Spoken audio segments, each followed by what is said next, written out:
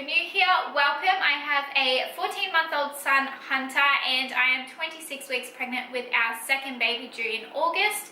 Today I'm going to be doing my 26-week pregnancy update, but if you're new to my channel, you'll find 4 videos a week, all related to weekly pregnancy updates, pregnancy, newborns, toddlers, and week in the life videos. So I hope you guys subscribe by the end of this video if you're not already. So I'm going to start by addressing the obvious that it is midway through the afternoon and I'm already in my PJs, and that is because this week it has absolutely hit me.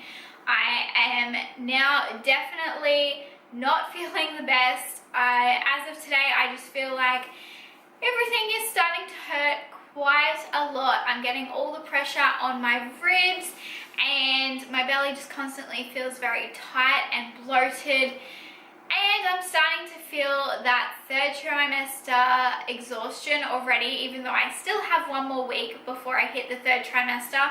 But I feel like absolutely no matter how much sleep I get, it just doesn't feel like it is enough. So for appointments this week, I had 2. I had a glucose diabetes test and I also had an obstetrician appointment. So on Tuesday when I went in for my glucose test, this was to see if I had gestational diabetes, and it basically, for those of you who are overseas who may not have this test, they give you a drink. Thankfully this time they gave me the clear drink and not the green drink, because the green drink is just disgusting. But you have less than 5 minutes to drink the 75 grams, I think it is, 75 ml, bottle of this really sugary drink, and then they do a series of blood tests. So normally they will do a blood test, then give you the drink, and then do 2 blood tests an hour later, so it'll go for about 2 to 3 hours, the whole test.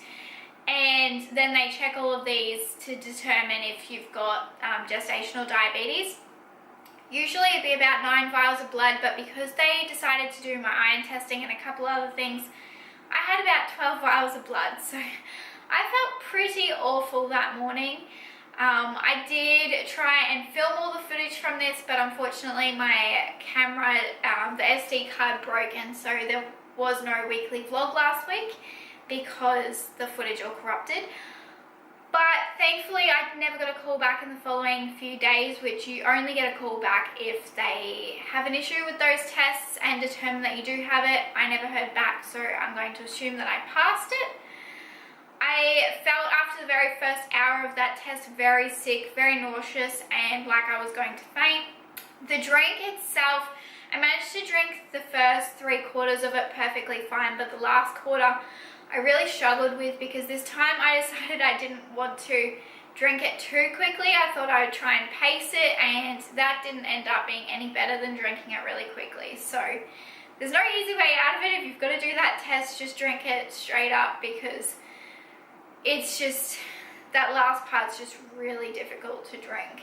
It's definitely not like drinking a fizzy soft drink, that's for sure. And especially if you get the green one, because that is more like drinking a syrup than just drinking a normal soft drink, which is a lot more difficult. So later that day I had my obstetrics appointment. I went and seen a midwife, and most of my appointment went good. They did my belly measurements, which the fundal height was still measuring at the normal 26 weeks, which was good.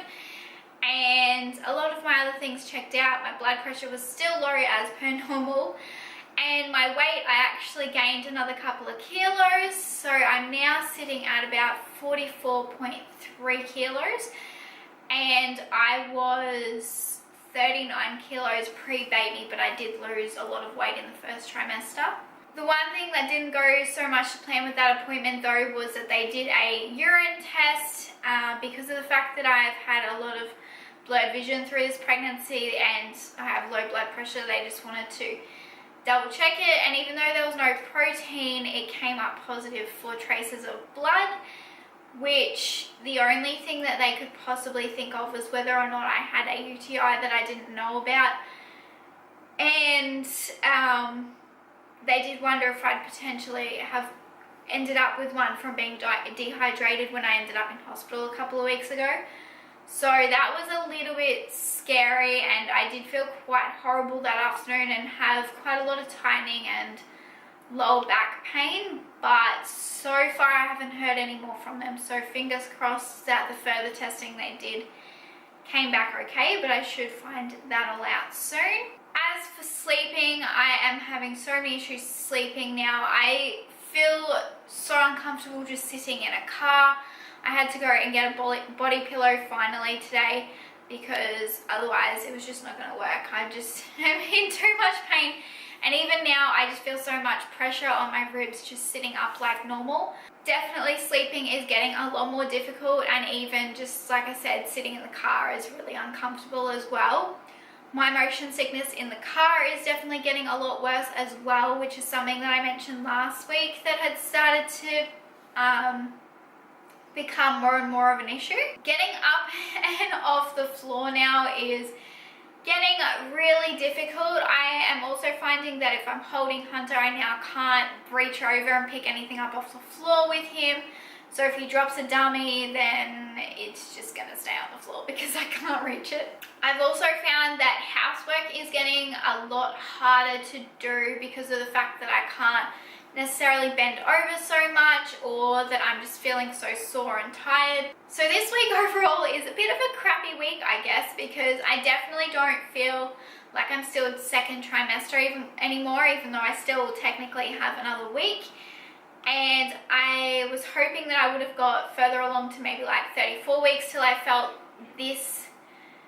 But I guess when you're raising a toddler, there's a lot more stress on your body and things aren't necessarily able to be rested as much. Something else that I had to buy this week is some slip-on shoes, just something that was really easy because, like I said, bending over, reaching down, it's just getting harder and harder now, so I needed something simple, especially if I was holding Hunter, to be able to just put them on.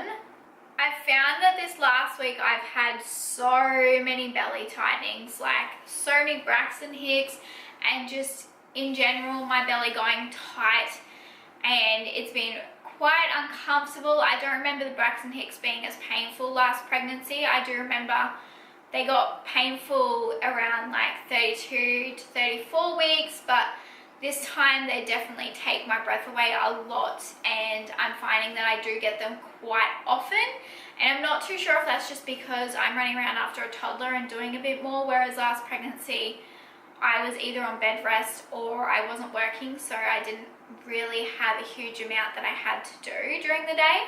Pregnancy cravings and aversions, nothing really all that different at the moment. I am kind of a little bit turned off on red meat to some point. I just don't particularly feel like it. I'm more so leaning towards things that are chicken, but I would say that's a bit more of an aversion than like craving or anything like that. So otherwise it's not really anything that I'm just like sitting there like, yep, I need that now. I did the other day feel like pancakes, but I mean, sometimes it's hard to tell if it's actually a pregnancy craving or if it's just that you're thinking of nice food that you want. And I think it's more, sometimes I'm trying not to use it as an excuse to just be like, yeah, baby wants that. Because sometimes I guess, you know, everyone craves things, so I wouldn't say that there's anything particularly that I like must have. This week I'm really trying to start to sort out getting Hunter ready for baby, so we've started looking into toddler beds because we want to transition him to one of those in the next couple of weeks. I am kind of giving myself 2 months to get him to sleeping in his own room. I don't want to count on August at all, because if he or she, whatever gender this baby is, comes anything as early as my son did, which was 37 weeks, then August is pretty well wiped out. So I just want to try and do my best to get him sleeping in his own room full time. We're still kind of doing the potty training with Hunter, but I don't think he's going to be fully day trained by the time this new baby comes. But I'm not too fussed about it, just because I think he's already doing a pretty good job by the fact that when he is at home, he does tell us a lot of the time when he wants to go. And a lot of kids aren't toilet trained by his age anyway, so we're kind of just still letting him go at his own pace with that. He has spent a lot of time cuddling his baby doll lately, and whenever he sees my belly, he gets really excited and will either blow raspberries on it or he'll like point at it and say baby. So I still don't quite know where he's at with all of that, but he seems to be getting like a little bit more affectionate towards his little doll, and he'll even like take him in the shower and bath him now or give him a bottle. And yeah, so that's a bit cute that he sits there and like cuddles his baby doll a little bit. So I'm still not too worried about how he's going to go that much, because he is quite an affectionate child, but also he's always been really good with sharing. So starting this week, I'm going to start dropping my son off on a Tuesday for a couple of hours at one of his grandparents' house, just so that I can kind of clean the house, film, and also just have a bit of a break, because I am finding that I'm getting really exhausted.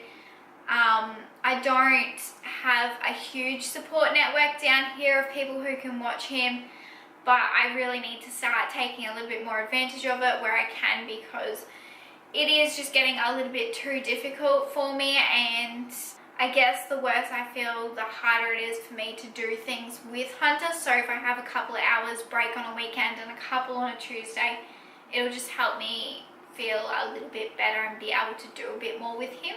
So this week I'm also starting to organise what I want to put into my hospital bag. I'm not going to pack it just yet. I'm going to pack it around 30 weeks and put up a video for you guys of what I'm going to put into baby's hospital bag and my hospital bag. But this week I want to start sitting down and just trying to plan out if there's anything that I don't already have and get all of that ready, because I do realise that I am starting to get a bit further along and there's less and less that I can do. But I'm also usually a very overly organised person.